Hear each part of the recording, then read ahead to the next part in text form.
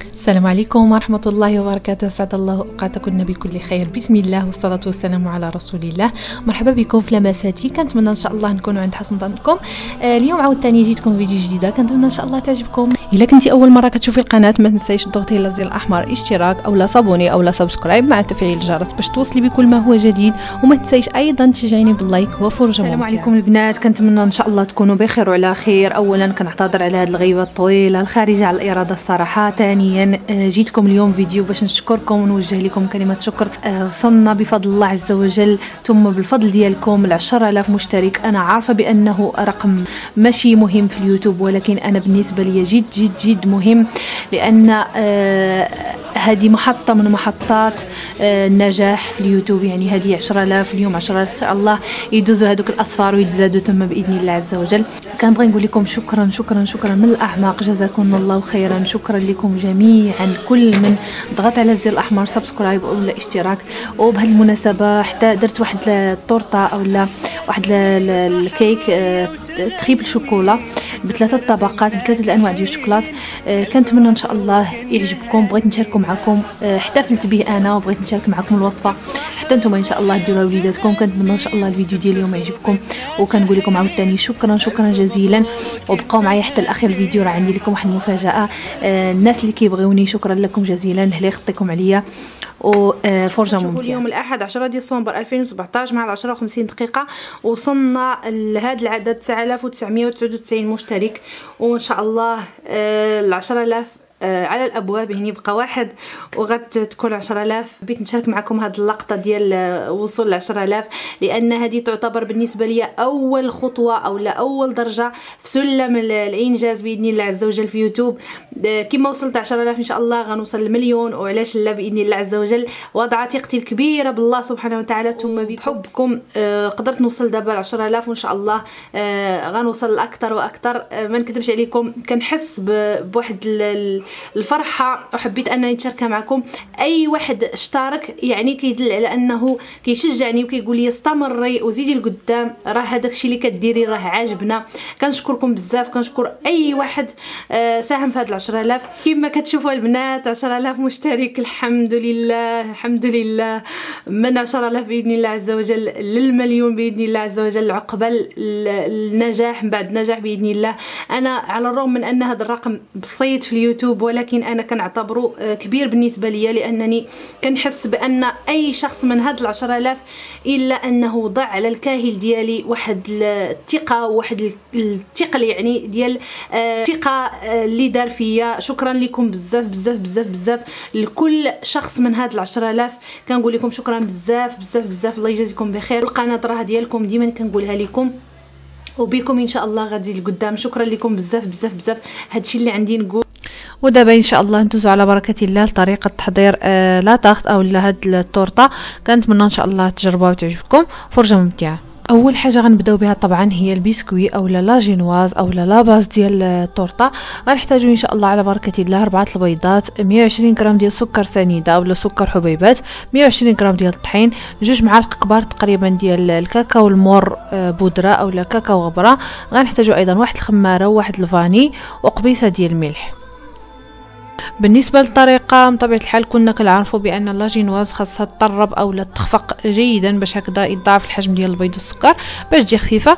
اسهل حاجه اللي كتخليها تطلع بكل سهوله هي طريقه البان ماغي او حمام مريم.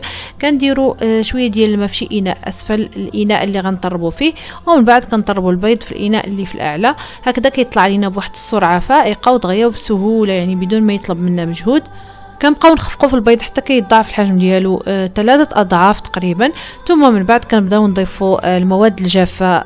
ممكن اننا نخلطوا الكاكاو مع الطحين مع الخميره، هكذا كنضيفوهم تدريجيا. المهم كنبقاو نغربلوهم وكنضيفوهم تدريجيا وندخلوا من الاسفل الى الاعلى باش هكذا ما نهبطوش الهواء اللي دخلنا البيض والسكر. بعد ما كيوجد لينا الخليط كما كتشوفوا كنصبوه في مول مدهون او مرشوش بالطحين او لا مول مفرش بهذا لو بابي كويسون او ورق الزبده باش هكذا يسهل علينا اننا نحيدوه. كما كتشوفوا انا راني درتو في طاوه كبيره باش هكذا يجي لي السمك ديال لاجينواز رقيق بزاف، لانني ما بغيتهاش تكون عاليه.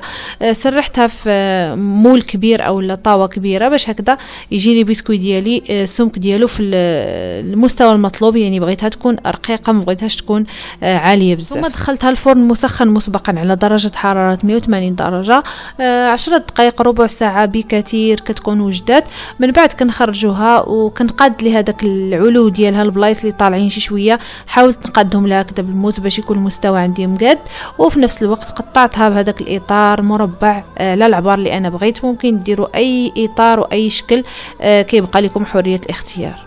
بالنسبه للطاب الثانيه او للمرحله الثانيه غنصايبوا لا كريم انجليز او لا الكريمه الانجليزيه. غنحتاجوا لها 5 اصفار البيض، كوب وربع ديال الحليب، وغنحتاجوا ايضا 50 غرام ديال السكر سنيده وواحد فانيليا. اول حاجه كنخويو الحليب اللي عندنا في واحد الكاسروله وكنوضعوه على النار، غير يسخن ماشي يغلى، يعني ما يوصلش درجه الغليان. ومن بعد كنخلطوا اصفار البيض مع السكر حتى كيذوب لينا شويه السكر، وكنضيفوا ليه داك الحليب الساخن تدريجيا، ما نخويوش في خطره واحده لحقاش غادي يطيب لينا البيض وغادي تشكل تكتلات او حبيبات. كنضيفوه تدريجيا ونحركه بسرعه باش هكذا يندمج لينا البيض مع الحليب بدون ما يتاثر البيض بدرجه حراره الحليب. ثم من بعد كنخويو الخليط كله في شي كاسروله، كنوضعوه على نار جد جد جد مهيله باش هكذا ما يغلاش لينا الخليط عاوتاني، باش ما يتكتل لينا وباش ما يطيب لينا داك اصفر البيض. كنحركوه باستمرار حتى كيتقال لينا الخليط، يعني كتشكل لينا كريمه. بعد ما كتشكل لينا كريمه كنقسموها على 3، يعني بها باش غنصايبوا الطبقات 3. كنوضعوا الجزء الاول في اناء، ثم من بعد كنضيفوا ليه 115 غرام ديال الشوكولات الاسود المر، يعني اللي نسبه الكاكاو فيه مرتفعه. كنبقاو كنحركو حتى كيذوب لينا الشوكولات ديالنا كله. ثم من بعد كنضيفوا 2 معالق صغار ديال الجيلاتين النباتيه اللي سبق لينا اصلا وذوبناها في 2 معالق ونص ديال الماء الساخن. كنحركو حتى كيدخل لينا الجيلاتين مع الخليط ديالنا. ثم من بعد كنضيفوا 100 غرام ديال لا كريم فريش او القشده الطريه اللي طربناها قبل، وكنبداو نضيفوها تدريجيا هكذا من الاسفل الى الاعلى. ومن بعد كنضيفوا ايضا بياض البيض اللي كنا احتفظنا به اللي حتى هو طربناه، اللي ديال هذوك 5 اصفار البيض، هادو 5 ابيض البيض اللي طربناهم حتى هما قبل. كنبداو نضيفوا حتى هو الثلث ديالو، يعني كل حاجه كنقسموها هكذا على 3 باش هكذا نصايبوا 3 طبقات. ثم كنصبوا الخليط ديالنا فوق لاجينواز من بعد ما كنكونوا شربناها بالقهوه جيدا. كنعاودوا نفس الشيء مع الطبقات ب3، يعني ثلث ديال الكريمه انجليزه ولا الكريمه الانجليزيه كنوضعوا فيها 115 غرام ديال الشوكولات البني، يعني المخلوط بالحليب، ماشي الشوكولات الاسود المر، يعني هذا الشوكولات الاسود بالحليب.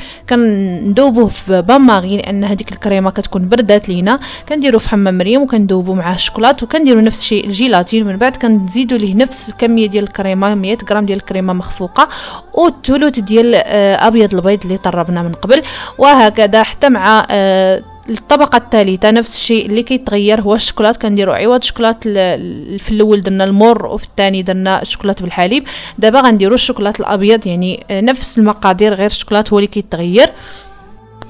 وكنبقاو بنفس الطريقه، يعني كنوجدوا الطبقه الاولى كندخلوها للثلاجه تبرد، كنبقاو نصايبوا الثانيه وهكذا. من بعد ما كتكون تبرد لينا الثانيه كنصايبوا الثالثه حتى كنساليو كاع الطبقات اللي عندنا وكندوزو باش نحضروا الكلاصاج.